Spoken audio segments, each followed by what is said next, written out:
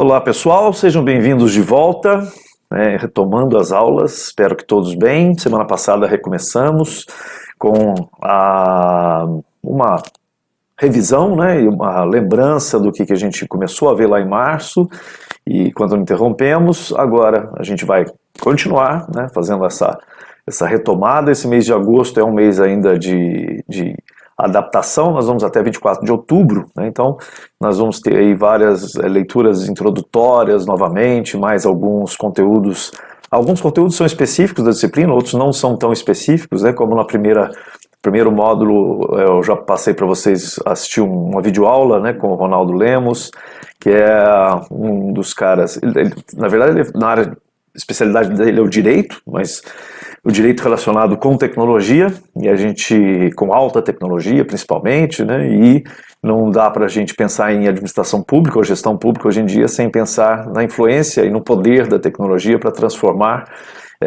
os processos, transformar e gerar maior qualidade, maior eficiência nos serviços públicos. Então, foi por isso que eu escolhi a videoaula do Ronaldo Lemos. Nessa segunda, agora na retomada, semana passada, eu passei a do professor Eduardo Janetti, um economista muito respeitado, muito citado e muito conhecido, e ele falando de economia, porque também não dá para pensar em administração pública sem associá-la com a economia, com a conjuntura econômica, com a situação que a gente está hoje e que os economistas preveem para os próximos anos, apesar de toda essa loucura que a gente está passando nesse momento. Então é uma videoaula também com essa capacidade nossa de entender os entrelaçamentos entre administração pública, economia, direito, tecnologia. A gente vai ter vários momentos como esses, e vamos, logicamente, ver a questão histórica, a questão da teoria da administração, que é a base dessa disciplina, e vamos então dar continuidade ao que já estávamos falando na aula passada. Passei também para vocês uma matéria rápida do site, inclusive do governo, falando sobre a digitalização dos serviços públicos, algo que é inevitável. O Brasil ainda está, ele até que está adiantado em relação a outros países, mas ele, comparando, por exemplo, com outros países até menores e menos ricos, a Estônia, por exemplo, é um país que está 100% digitalizado em todos os seus serviços públicos e com isso conseguiu atingir um nível de qualidade, de eficiência, de redução de custos muito superior a outros países. O Brasil conseguiu, lógico, o site, a matéria que eu passei é uma matéria do governo atual, então ele fala sobre a digitalização de 800 serviços nos últimos um ano e meio, mas na verdade isso começou há mais de 10 anos atrás, esse processo de digitalização. Foi feito um censo dos serviços públicos federais no ano passado e identificou 1.700 serviços públicos são oferecidos pelo governo federal, e desses 1.700, mais da metade hoje já são oferecidos de forma totalmente digital, o que logicamente traz economia de recursos para o governo e para o cidadão, para ter acesso a esses serviços. Ele também tem muito menos dificuldade, muito mais facilidade de conseguir rapidez, de conseguir esses serviços sem ter que se deslocar até um local, sem ter que gastar dinheiro com cartórios e papéis e tudo mais. Então tudo isso, a tendência é também dentro da gestão pública uma quase total digitalização do serviço. Digitalização quer dizer oferecer através de internet, de sites, de aplicativos, sem que você tenha que buscar papéis, carimbos, isso é algo que vai desaparecer, essas práticas antigas, e em algum momento nós não vamos precisar mais disso. Na Estônia, só para vocês terem uma ideia, o único serviço que ainda não é feito online é o divórcio, a separação. Até o casamento você faz online sem precisar ir no cartório, mas o divórcio você tem que ir lá. Provavelmente por uma questão de dar uma última chance para ver se a pessoa não se arrepende, porque vai que ela tem uma discussão, bebe uma cerveja, vai lá, vou acabar com isso aqui agora, entra lá no site do governo e faz um divórcio. Na verdade, não sei se esse é o motivo, estou fazendo apenas uma brincadeira sobre isso, mas é algo que eles conseguiram avançar muito. Depois eu vou passar uma outra matéria para vocês também falando sobre a digitalização dos serviços na Estônia. E nós vimos então na primeira etapa dessa disciplina, a gente falou uma visão bem ampla, bem geral, sobre as teorias da administração, e aí a gente entrou, inclusive, na escola clássica de administração, o movimento da administração científica, que a gente já falou sobre ele nas primeiras aulas que a gente teve presenciais, e agora vamos falar um pouco mais porque ele é o nascimento, né, da administração, é a escola clássica, que é quando se começou a colocar ciência na administração. Até então era tudo feito pela intuição, as pessoas administravam pela intuição, pelo palpite, até que se começou a colocar ferramentas de administração para modernizar não só as empresas, as organizações, mas modernizar também a própria sociedade, porque a sociedade ela se modernizou a partir do momento em que nós também modernizamos as empresas, modernizamos também a sociedade. Então, nós vamos falar sobre o processo de modernização e consolidação das estruturas burocráticas. Também vamos falar sobre as 3 formas de autoridade, segundo Max Weber, e as bases do Estado moderno, que é o Estado em que vivemos atualmente, apesar de outras áreas, né, do conhecimento chamarem de que nós estamos vivendo na pós-modernidade, né, para a administração nós estamos vivendo no Estado moderno. Então, vamos lá, vamos conhecer um pouco mais sobre isso. Então, a gente entrando agora no tema, né? A Escola Clássica de Administração, ela começa, como eu disse lá no início do que a gente chama de administração científica, e é onde se começa a tratar da autoridade racional legal como base do Estado moderno, ou seja, se começa a regrar o Estado, colocar regras, né, regras de racionalidade, coloca-se normas, as questões jurídicas começam a ser aplicadas de maneira mais eficiente, as questões, relações do trabalho começam a ser regradas, né, até então havia muita informalidade, muitas relações não regradas, né, e a partir desse momento se começa a estabelecer uma série de normas, né, com horário de trabalho, as questões de saúde, de proteção, de acidentes de trabalho, os sindicatos, né, a origem, né, dos sindicatos vem também dessa origem da Escola Clássica de Administração, que é defender os direitos dos trabalhadores em relação aos direitos dos empregadores, e aí vem a lógica impessoal da burocracia. A burocracia vai ser muito constante nas nossas conversas, né, daqui para frente, e a burocracia, como eu já comentei em sala de aula, talvez você não tenha assistido, né? Muita gente, quando ouve a palavra burocracia, imediatamente associa com algo ruim, quando na verdade a burocracia é uma necessidade de regramento da sociedade, para que essa sociedade chegasse ao momento moderno hoje que nós existimos, nós precisamos dessa burocracia. O que é ruim é o excesso de burocracia, a burocracia desnecessária. Essa é que a gente tem que evitar. Existe inclusive vários movimentos de desburocratização do Estado, do governo, do município, tem vários órgãos, né, que às vezes são criados para desburocratizar, porque tirar excesso de burocracia é você tirar o excesso de custo, de desperdício de hora, de tempo, de recursos, desperdício da paciência das pessoas de ter que repetir atividades burocráticas que não são necessárias, e muito dessa digitalização dos serviços públicos, ela passa também pela desburocratização, retirar as barreiras que existem entre o cidadão, usuário do serviço público, e o prestador ou a organização que presta um serviço público, através da redução dessa burocracia. A industrialização e a burocracia como forma estável de organização da produção. Então isso é interessante, que eu falo, poxa, a burocracia ela veio para também regrar e transformar as relações numa relação de mais estabilidade, menos surpresas, porque as pessoas sabem, com a burocracia, ela sabe o seu papel, sabe o que se espera delas, sabe o que elas podem e o que elas não podem fazer, porque a burocracia é o regramento, ele escreve para as pessoas, olha, você está sendo contratado para trabalhar, para fazer essas e essas e essas atividades, você vai obedecer ao chefe X, Y e Z, que vão determinar qual é a atividade que você tem que fazer. Você vai ter abaixo de você como seus subordinados os cargos tais e tais, que são pessoas que têm que fazer isso, isso e aquilo. Tudo isso faz parte da burocracia. É as pessoas saberem claramente o que se espera delas, o que elas podem e o que elas não podem fazer, para que você consiga ter uma convivência harmônica entre as pessoas, principalmente dentro das organizações, mas no mundo normal, do nosso dia a dia, né? As regras de trânsito são uma burocracia. Já pensou se não existisse regra nenhuma, as pessoas pudessem andar como elas quisessem, onde elas quisessem, qualquer velocidade, cidade, andar de carro em cima da calçada, estacionar no meio de uma praça.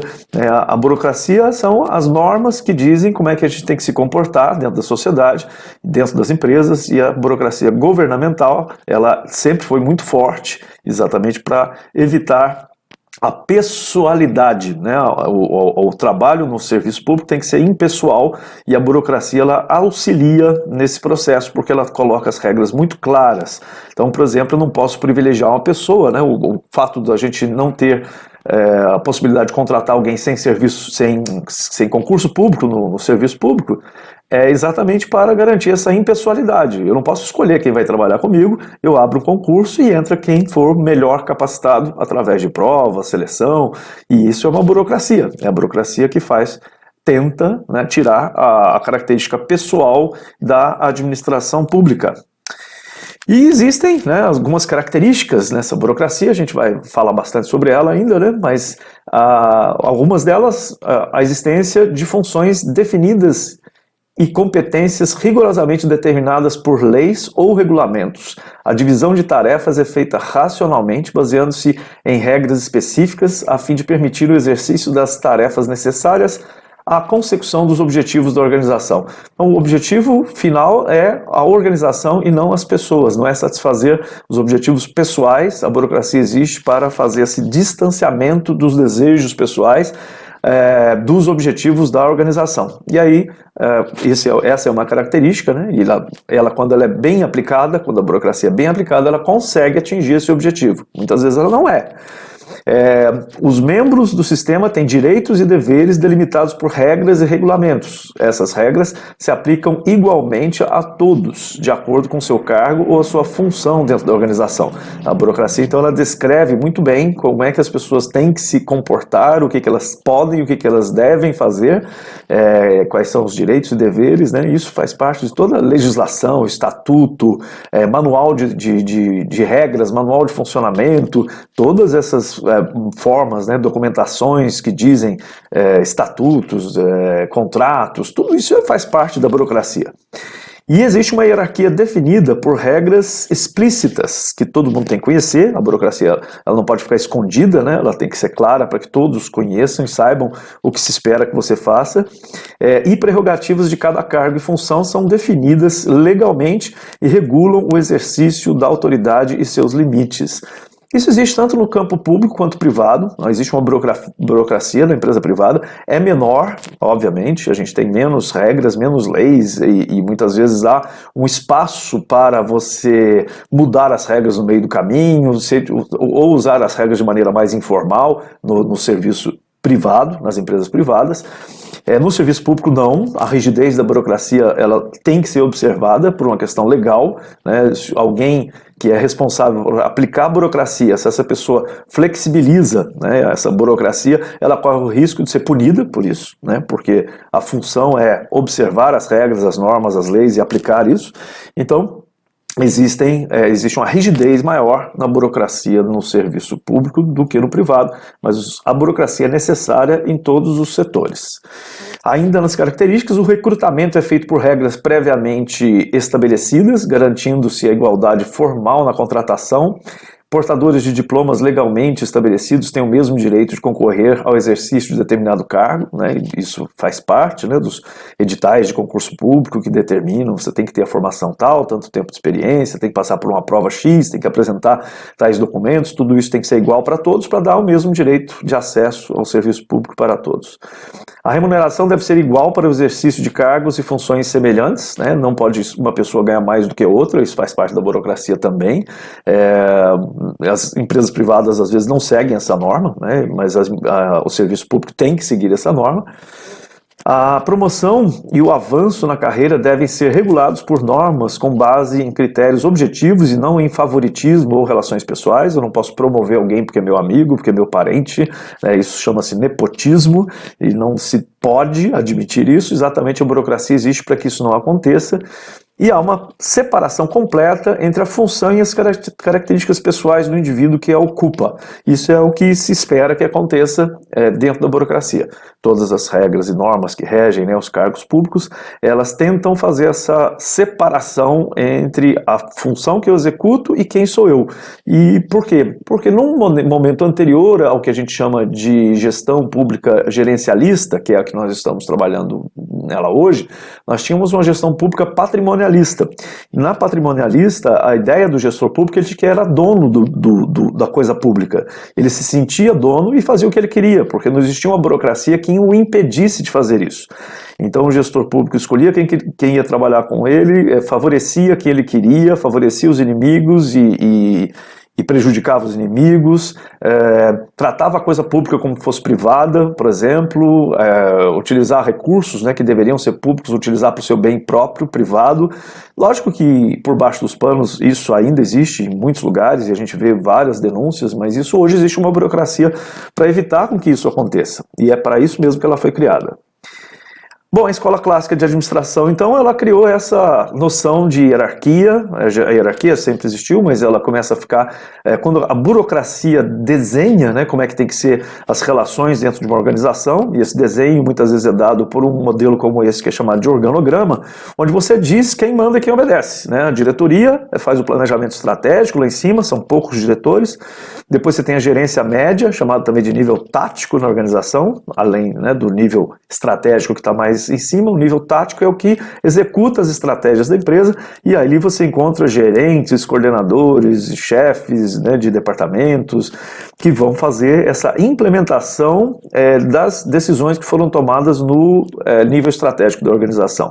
E mais, no final, você tem o nível operacional, que são os executores, aquelas pessoas que vão fazer as funções rotineiras da organização e vão executar aquilo que foi planejado dentro da estratégia, pelos gerentes que definem as metas, aonde você tem que chegar, o que você tem que fazer, e o nível operacional vai executar essas atividades que foram definidas nos níveis superiores. Então, a Escola Clássica de Administração é um momento em que se começa a tratar dessas relações de maneira mais formal, desenhando-se, e aí por isso mesmo, como a gente precisa na burocracia saber quais são as funções e os papéis das pessoas, desenhando essas funções e papéis muitas vezes na forma de organograma. Tem um vídeo que eu vou colocar, que eu coloquei no Moodle para vocês assistirem, que é um vídeo que fala sobre burocracia. É uma piada, é uma brincadeira, mas é bom para a gente quebrar um pouco a rotina da aula. É uma comédia, né, um humor, e esse humorístico ele exagera, obviamente, a questão da burocracia, mas a gente se sente muitas vezes representado quando você vê o vídeo e fala assim, nossa, já aconteceu alguma coisa parecida comigo. Então assistam, divirtam-se com o vídeo, muito engraçado. Se quiser ir lá assistir, depois voltar aqui, tudo bem. Mas se quiser assistir no final também, sem problemas. E aí no vídeo você vai ver um pouco da burocracia que às vezes as pessoas, principalmente o pessoal mais antigo, que entrou no serviço público em décadas passadas, tem um certo amor pela burocracia, sabe? Apegam-se demais à burocracia, e muitas vezes essa burocracia é usada como desculpa para justificar um serviço ruim, justificar uma demora. Então a burocracia muitas vezes é uma muleta, ela serve para as pessoas incompetentes para poder justificar o injustificável. E aí tem vários fatores históricos para a consolidação da burocracia na sociedade industrial. Como eu disse, a burocracia necessária, porém o excesso de burocracia vai levar a desperdício de recursos, a insatisfação do usuário, da sociedade, do cidadão em relação à burocracia. Então, vamos ver esse vídeo para vocês darem umas risadas um pouquinho sobre é um exagero, é uma caricatura da burocracia. Bom, então nós temos aí como algumas questões centrais, né? A racionalização do direito. Lembra que eu falei das relações do direito com a administração pública, são muito importantes lá no começo. A própria tecnologia é uma forma de colocar a burocracia em prática. Muitas das coisas que você tenta fazer hoje em dia, alguém fala para você, eu não consigo fazer isso porque o sistema não deixa. O que é o sistema? É um software, um sistema, né, que está rodando lá no aplicativo, ou no site, ou no próprio computador, e que ele tem regras que não deixam você fazer determinadas coisas, deixam você fazer umas, não deixam fazer outras. Isso porque quem é que criou essas regras? É a burocracia, né? E essa burocracia é necessária muitas vezes exatamente para evitar fraudes, roubos, desvios. Durante o período da administração científica houve uma centralização do poder estatal, que era muito disperso, né? Isso foi lá no final do século XIX, e ainda existia muita disputa por terra, né? Isso, nós estamos falando aí da Revolução Industrial. Naquele momento ainda havia os países não eram consolidados, muitos países ainda eram colônias, e mesmo as colônias tinham diversos centros de poder, então o poder estatal ainda era muito disperso. A Itália tinha não sei quantos setores, cada um independente do outro, isso na Europa, né, que é o local onde havia o maior desenvolvimento industrial naquela época. A Alemanha era subdividida em várias partes e tal, e foi só durante o século XX que houve realmente uma unificação, uma centralização desse poder estatal, porque até então as coisas eram resolvidas muito no tiro, na bala, no sangue, né, e a burocracia veio, de certa forma, regrar um pouco mais e diminuir até as questões de violência relacionadas às disputas de poder, disputa por terra, disputa por recursos naturais. E aí vem também, na esquerda inferior, a industrialização e a racionalidade técnica, né, que nós falamos. A Revolução Industrial ela é a mola propulsora do desenvolvimento rápido, e exatamente por isso ela é chamada de revolução, né, porque ela mudou radicalmente a sociedade e trouxe essa racionalidade técnica, o trabalho com razão e não por palpite e por intuição. E a sociedade de massa, uma sociedade de consumo. A partir do momento que você tem a indústria consegue produzir produtos em grande volume e atender uma necessidade ou um desejo da população de ter acesso a produtos em massa, né, produtos em grande volume, e que antes eram feitos sob medida, um por um para cada pessoa. De repente as fábricas começam a despejar produtos que são iguais para todo mundo e a sociedade tem acesso a recursos básicos, né? A própria indústria têxtil, né? A roupa feita não mais sob medida. Até então a roupa era sempre feita por uma costureira, um alfaiate. De repente você entra numa loja e escolhe a roupa pelo número, né? E isso foi uma modernidade, né? Uma transformação enorme na sociedade. Hoje parece uma bobagem, mas isso foi uma enorme transformação no jeito de lidar com o consumo e a produção.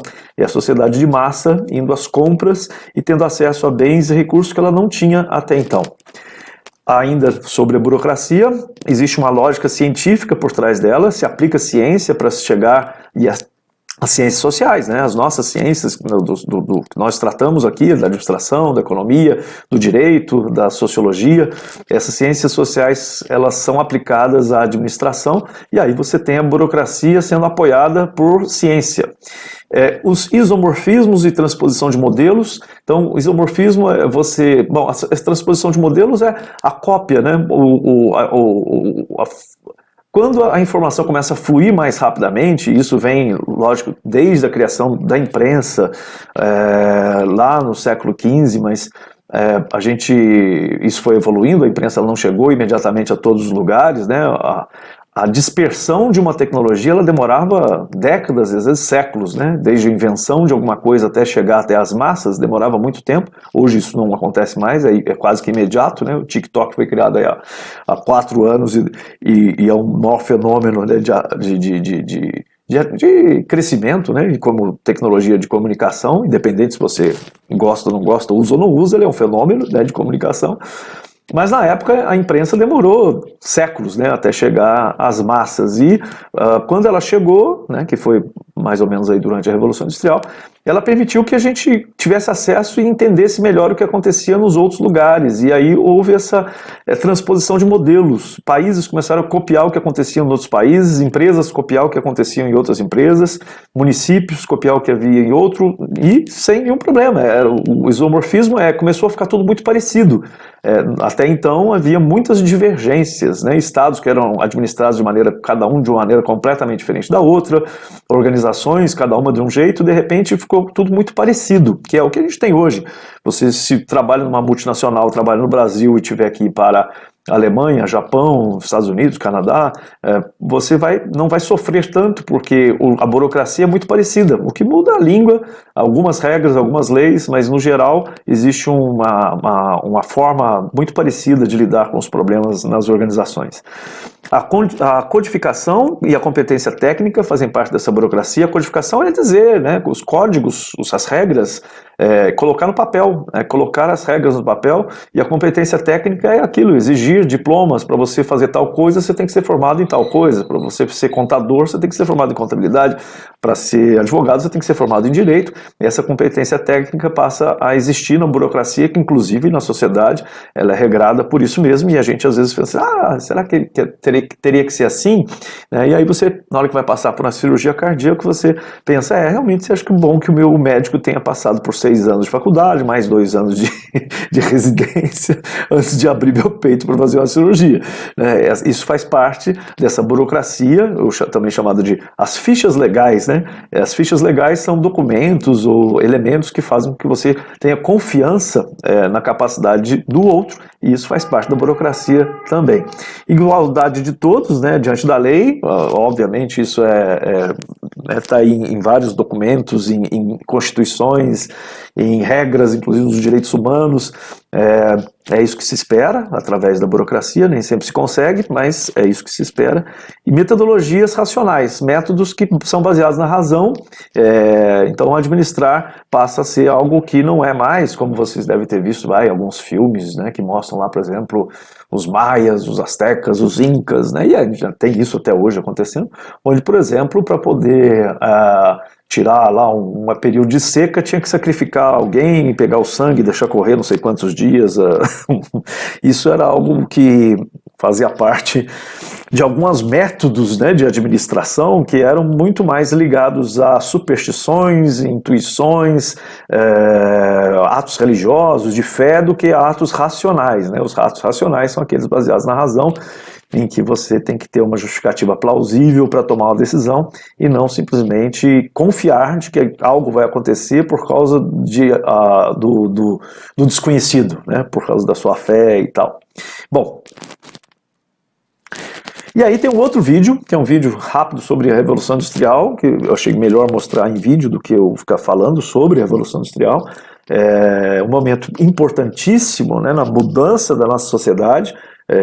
Nós tivemos vários momentos importantes na nossa história, mas a Revolução Industrial nos trouxe até essa qualidade de vida que nós temos hoje, uma qualidade de vida de a gente morar dentro de casa, a gente ter água encanada, a gente ter proteção contra o frio, a gente ter comida na geladeira. Tudo isso faz parte de uma evolução que começou com a Revolução Industrial, né, de uma mudança de padrão de vida, e que antes disso a gente estava... Inclusive, né, hoje nós só conseguimos não ser uma tragédia maior a Covid-19 porque nós tivemos uma Revolução Industrial que permitiu que se aplicasse métodos racionais no desenvolvimento de tratamentos, de vacinas, e que nós estamos aí caminhando, né, espero que em breve, caminhando para uma vacina que possa trazer mais tranquilidade para a sociedade. Isso, antes da Revolução Industrial, provavelmente nós morreríamos muitos milhões, mas muitos milhões de pessoas, como aconteceu na peste negra, como aconteceu em outras doenças devastadoras, né, em que a sociedade não estava preparada para lidar cientificamente e lidar, inclusive, industrialmente, e algo que é fantástico, né? A gente está vendo aí os planejamentos, a partir do momento que tiver uma definição da eficiência da vacina, os países estão se preparando para, em questão de 2 a 3 meses, conseguir produzir vacina para aplicar em toda a população mundial, 7 bilhões de pessoas. É possível fazer isso? Sim, é possível porque nós tivemos uma Revolução Industrial, que aplicou uma série de conceitos de eficiência, de produção em larga escala, sociedade de massa, de consumo, que permite que a gente consiga ter essa capacidade hoje em dia. Então, como conclusão, a modernização e o surgimento do pensamento administrativo vem a partir da Revolução Industrial, chega na administração clássica, e aí a gente começa a colocar esse pensamento moderno, né, tanto nas empresas, no Estado, como na sociedade. E aí a introdução à Escola Clássica de Administração, uma breve revisão, bem rápida, porque a gente já falou isso algumas vezes, Existe uma emergência da sociedade industrial, né? A emergência, ou seja, surge uma sociedade industrial, não existia indústria, surge uma sociedade relacionada ou que vive ali ao redor dessa indústria, que aí envolve tanto um sistema do trabalhador como da própria burguesia industrial, que são os proprietários das fábricas, né? O declínio das bases do sistema feudal acontece nesse momento, a terra perde valor e o que ganha valor e aí há um êxodo para as cidades, né, porque as fábricas estão nas cidades e não mais no campo. A produção de manufaturas e as corporações de ofício, elas começam a desaparecer. Corporações de ofício são aqueles artesãos, né, que faziam a produção individual, um a um, e a produção em manufatura ela vem substituir, manufatura, ou seja, na fábrica, ela vem substituir as corporações de ofício, o ferreiro, o costureiro, né, as pessoas, o artesão, né, a pessoa que fazia isso por peça por peça, né, e passa então a existir a produção em batelada, em massa. A emergência de uma burguesia mercantil e industrial como classe hegemônica e a consolidação do Estado absolutista, né? Começa a surgir, o Estado também começa a ficar mais poderoso. O Estado, a princípio, disputa poder com essa burguesia mercantil, porque o Estado era baseado, principalmente na Europa, baseado na monarquia, nas famílias reais, nos nobres, e a burguesia mercantil vem tirar o poder dessas pessoas e eles é quem vão subir ao poder, né? E aí existe uma classe hegemônica que começa a subir e tomar lugar dos nobres em vários países. Foi o que aconteceu no século XX, a substituição das monarquias por um sistema burocrático, onde quem chegou lá foram os industriais ricos que tomaram o lugar dos reis, príncipes, imperadores e tudo mais. E isso foi caindo, em alguns países ainda existe, mas existe muito mais por uma questão simbólica do que uma questão de gestão mesmo. A substituição progressiva das corporações de ofício pelo trabalho assalariado, que até então não existia, as pessoas trabalhavam por comida, né, e por abrigo. Eu ia trabalhar numa corporação de ofício. Corporação de ofício era uma casa, um lugar onde existia um mestre, que era alguém, ou um ou mais mestres, né, que eram pessoas muito experientes em determinada área de construir, de fazer coisas, e eles recebiam os aprendizes iam para lá comer, né, e dormir de graça, e em troca disso eles tinham que trabalhar para essas corporações de ofício para poder fazer coisas, né, fabricar coisas para as pessoas. E isso foi acabando ao longo do tempo e começou a surgir então o trabalho assalariado. Na fábrica não tinha mais como acontecer isso, você dou comida, dou cama e o sujeito trabalha de graça. Não, eu tenho que pagar um salário e a pessoa vai viver onde ela quiser lá e pagar a comida dela. Aí vem a inflação de preços, né, dos séculos XVIII e XIX e o cercamento dos campos. É o que eu falei, os campos começam a perder valor, a terra começa a perder valor e os nobres eram donos das terras, que as terras eram doadas pelos reis e imperadores para os nobres, né, e aí os títulos de conde, duque, lord, essas pessoas eram donas de terra e eles não faziam nada com a terra, eles arrendavam para o trabalhador pagava aluguel para produzir na terra dessas pessoas. Quando esse trabalhador rural foi para a fábrica, não tinha mais quem alugasse essas terras, as terras começaram a perder valor, e aí as terras começaram a terra, né, o campo começou a ficar vazio, e as pessoas indo para as cidades, e aí muda a geografia do poder econômico. E aí vem a Revolução Industrial e a organização das primeiras fábricas, alguns movimentos sociais da época e seus expoentes, né, vários tipos de movimentos sociais surgiram naquela época, inclusive o movimento dos neoluditas, dos luditas, né, que eram aqueles que eram contra as fábricas. A fábrica não foi bem recebida por todos, existiam várias pessoas que eram contra, né, e chegaram a destruir fábrica, destruir maquinário, então existia um movimento contrário à criação das fábricas, como existe hoje, né, que a tecnologia vai acabar com os empregos, né, existe uma resistência por vários grupos, né, e desde aquela época já existia. Alguns movimentos sociais, então, surgiram naquela época e foram evoluindo com o tempo, alguns deles de hoje são descendentes daqueles movimentos, né, as ideias são as mesmas. O contexto histórico da Escola Clássica de Administração surge, então, em meio a tudo isso, e aí nós temos alguns expoentes, alguns nós não vamos falar deles, o Taylor a gente já falou, foi importantíssimo porque ele trabalhou com a escola lá de Tempos e Movimentos, com a administração científica, começa com ele basicamente, em que ele começa a ir para a fábrica e estudar os movimentos dos operários e reorganizar esses movimentos para conseguir a máxima eficiência. Fayol, Gilbreth, Gantz foi um engenheiro também que até hoje várias das ferramentas que ele criou ainda são usadas na área de projetos, cronogramas e tal. São expoentes, né, que até hoje trabalham com são usados, né, os seus escritos, os seus livros são usados ainda, e algumas ferramentas que foram criadas por eles ainda são usadas até hoje. O Project, por exemplo, o Microsoft Project, que é um software atual muito utilizado na área de projetos, ele usa uma ferramenta do Gantt, né? O Gantt criou lá em 1800 e pouco, 1900 e pouco. E o Project usa as ideias do Gantt até hoje dentro de um software. Na época não existia o software, existia só o método que o Gantt criou. E aí, a partir desse método, Microsoft e outras empresas criaram softwares que aplicam aquele conhecimento que foi desenvolvido há mais de 100 anos atrás. Então, vários desses pensadores, apesar, né, de as ideias, algumas delas terem sido ultrapassadas, nem todas, né, algumas das ideias desses pensadores e cientistas, né, e práticos, elas chegaram até os nossos dias através de ferramentas que a gente ainda utiliza. Algumas ideias centrais desse movimento da administração científica são o homo econômicos, que a gente falou na aula passada, né? Inclusive teve um fórum onde a gente colocou lá uma discussão do que é o homo econômicos, e algumas pessoas, né, responderam. A mão invisível, né, do ponto de vista econômico, a mão invisível do mercado, né, do Adam Smith, que fala que o mercado se ajusta, existe uma mão invisível, né, que é a demanda e a oferta, que vai fazer com que as coisas se ajustem. Então são algumas ideias que são muito discutidas, mas elas são reais, né, são questões que influenciam até hoje. O Jeremy Bentham e o utilitarismo, ou hedonismo, né? O utilitarismo, e aí uma visão meio impessoal sobre o trabalho e sobre as pessoas como recursos mesmo, e não só como indivíduos, né? Locke, o direito à propriedade, Weber e a ética protestante. Então são autores e ideias que prosperaram durante aquela época e que algumas ideias seguem até hoje, parte dessas ideias seguem até hoje. Nós não vamos entrar em cada uma delas, né?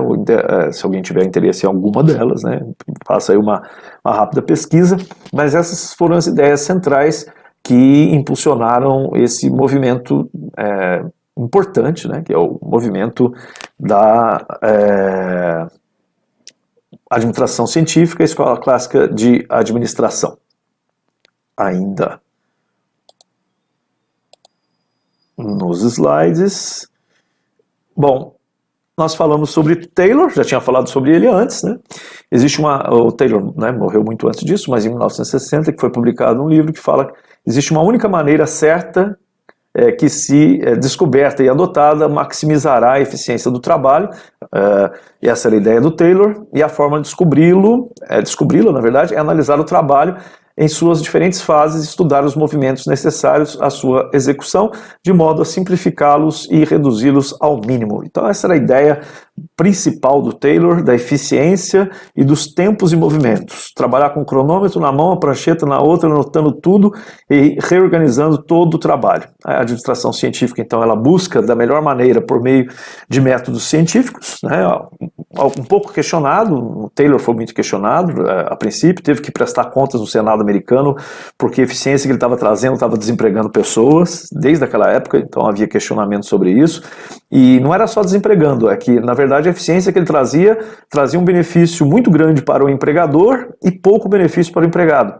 Então ele foi questionado, teve que se defender no Senado americano, porque ele estava gerando injustiça social por meio de aumentar exponencialmente os ganhos do empregador e não aumentar correspondentemente esses ganhos do empregado, né, do operário.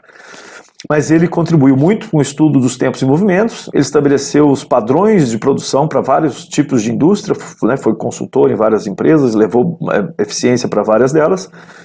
Administradores e engenheiros, então, estabelecem os padrões e os operários apenas obedecem. A administração científica ela tem essa característica da divisão entre quem planeja e quem executa. Quem executa não pensa, quem pensa não executa. Então, eu vou ter gente que vai ser contratada para planejar o trabalho e outros que vão executar o trabalho, de preferência sem questionar. Essa era a ideia. Dentro da organização, né, dentro da empresa, a administração científica trouxe a divisão do trabalho, a especialização do trabalho, cada um vai fazer uma parte só do trabalho, ninguém domina todo o conhecimento sobre a produção, mas eu só sei a minha parte. A centralização das decisões, que é aquela ideia, né, de que quem toma as decisões não é quem executa, então eu centralizo isso em pessoas, né, e funções específicas para planejar e decidir. Poucos subordinados por gerente, uma pequena amplitude de controle, impessoalidade das decisões, a burocracia, e a busca de estruturas e sistemas perfeitos, né, buscar a exaustão a melhor maneira, porque existe para ele, para Taylor e para a administração científica, existe apenas uma melhor maneira de fazer as coisas, e você tem que achar essa melhor maneira e aplicar esse conhecimento para ter a maior eficiência possível. Ainda num desenho, né, do que é a administração científica, a gente tem aí a concepção da organização através de um organograma formal, uma organização formal, em que você tem bem definido quem manda em quem é o chefe de quem, quais são as responsabilidades, deveres e direitos de cada um. Em relação às relações, administração e empregados, existe uma identidade de interesses, a gente sabe que cada um tem seus interesses, mas nós temos que organizar esses interesses para que a gente atinja o objetivo da empresa, isso é o mais importante. Sistemas de incentivos monetários, né, praticamente exclusivamente monetários, quem produz mais ganha mais, isso já começou lá com o Taylor, mas de uma maneira que depois ela era pouco eficiente, pouco inteligente ainda, isso depois evoluiu bastante nas próximas estudos, né, que foram feitos sobre a relação entre os incentivos monetários e os resultados na produção. A concepção da natureza humana era do Homo economicus, nós já falamos, né, o homem da racionalidade, tudo é de maneira racional, e considerando que a economia era perfeita, né, e que as pessoas sempre fariam as coisas da melhor maneira possível, essa é a ideia do Homo economicus. Se existem maneiras eficientes ou não eficientes de fazer, as pessoas vão sempre buscar a maneira mais eficiente. E os resultados eram buscar resultados máximos, né? A máxima produtividade, a máxima eficiência, máxima redução de custos. E assim nós encerramos com essa aula sobre a Escola Clássica de Administração e o movimento da administração científica. Assistam os vídeos, essa semana não tem fórum, mas tem aí uns vídeos para vocês verem, semana que vem a gente tem fórum de discussão, e eu vou colocar um horário de atendimento. A gente não vai ter aula presencial, aula online, né, como eu estou, até por uma questão de muitos de vocês podem estar com dificuldade para acesso à internet em tempo real, então pode ser que eu coloque uma aula e você não consegue assistir, porque no momento a internet está lenta. Então as aulas vão ser sempre gravadas em vídeo como essa, e eu vou disponibilizar um horário para atendimento, e aí tirar dúvidas. Conecto aí no Zoom, ainda não decidi qual ferramenta, no Meet, e aí vocês podem vir acessar nesse horário para tirar dúvidas sobre o que a gente viu nas aulas durante a semana. Certo? Então, obrigado pela atenção. Leiam o capítulo, toda semana eu coloco um novo capítulo do livro para vocês lerem, né? Essa semana já está da Escola das Relações Humanas, que é o assunto da aula em vídeo da semana que vem. Então, o ideal é que você primeiro leia o capítulo, para depois, quando eu der a aula em vídeo, você já saber do que se trata. É mais eficiente do que você primeiro assistir a aula para depois ler o capítulo do livro. Eu também coloco sempre os slides à disposição no Moodle, para vocês poderem assistir. E é isso. Até semana que vem. Cuida-se.